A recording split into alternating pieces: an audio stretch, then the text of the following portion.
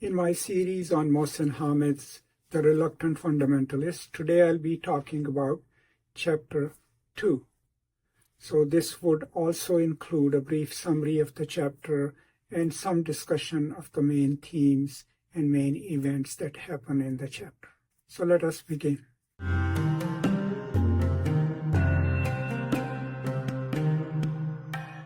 So in terms of the chronology of the novel, in this chapter, our protagonist Changez, while he is telling his story to his American listener, they are still in the present of the story at the restaurant. And he is now telling him part of his life. He hasn't yet moved to New York. So he hasn't yet moved to New York. He has just graduated Princeton and landed this prestigious internship. And he gets also a sign-on bonus. So he decides to go along with some of his former classmates at Princeton, and they take a trip to Greece. And while he's there, he's also reflecting that he knows while he was in Pakistan, he could never afford to take a family trip like that or a trip with families or friends like that. He's also looking at his American counterparts, the way they see the world, the way they experience the world, or the way they expect the world to respond to them simply because they have paid for a service. Now that's a deeply insightful critique of American way of experiencing the world, right, from that imperial perspective. So he's looking at that, and we read his thoughts about that. Then the most important part of this chapter is that he is telling us about how he met Erica, who is the most important love interest of his in the novel. Now, Erica is part of that group, but she's also slightly detached from it. She's different, and we learn in this chapter that part of the reason is that she's recovering from the loss of her dear boyfriend, Chris, who had died about a year before. Now, between the two of them, they do have sort of a unique experience because they get to know each other. And she mentions at one point that one thing she likes about him is that he is polite, and that she didn't mean it in a, polite in a diffident kind of way, but because he gives everyone their space. Now, this quiet politeness isn't just our character's trait, right? It's also somewhat something that most immigrants to the United States, especially if they come from the developing world, they adopt. And the idea isn't that they're afraid of sharing their thoughts, but that they are observing the culture and learning how it works. Like anyone who's in a weaker position in any dominant society will tend to do that, but it kind of hints at that. And then there is also a little bit of critique of what his American counterparts take for granted. The journey, the travel, right, going to Greece, for which he has to use hard-earned money, but then he also keeps an appearance as if he's part of that crowd. And so that's what comes across. But one thing in this chapter that comes across is that Changez, even though he is on the cusp of succeeding in his American dream,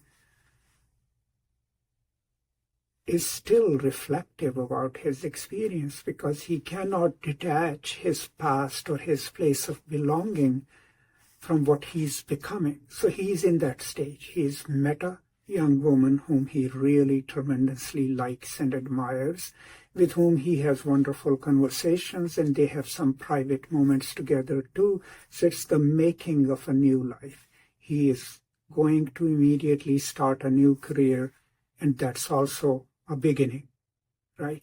But that beginning is laden with the cultural experience of his own culture. So in a way, there is no moment where he can enjoy a moment or an experience simply as an American. And that's an important part of the first generation immigrant experience, that you always carry parts of the world that you came from, and then learn and adopt the parts of the culture where you live. And I think we can clearly see that this chapter kind of captures that moment or those moments in his life in the United States just after he had graduated Princeton and landed a prized internship.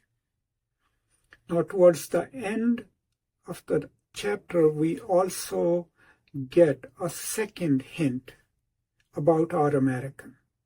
We don't know much about him. All that we learn about our American listener is from our narrator's point of view.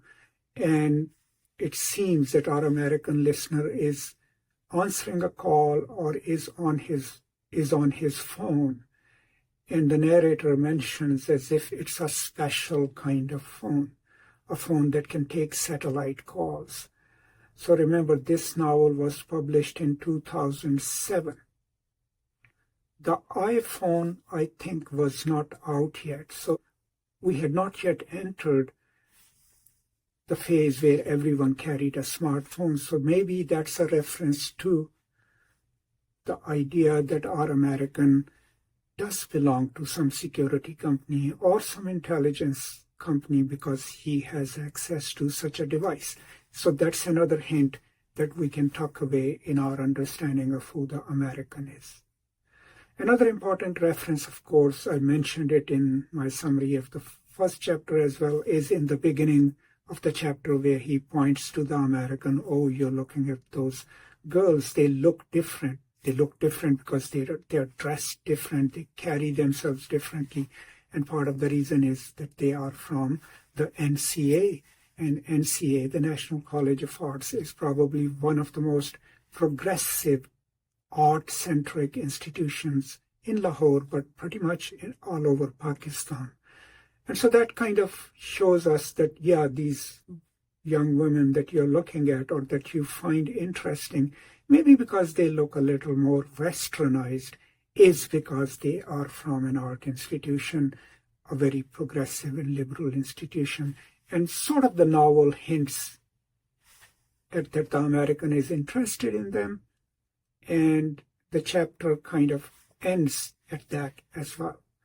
Overall, just to kind of sum up, we are still in anarchally in the present of the novel. Our narrator is still telling his story to this American who does not speak.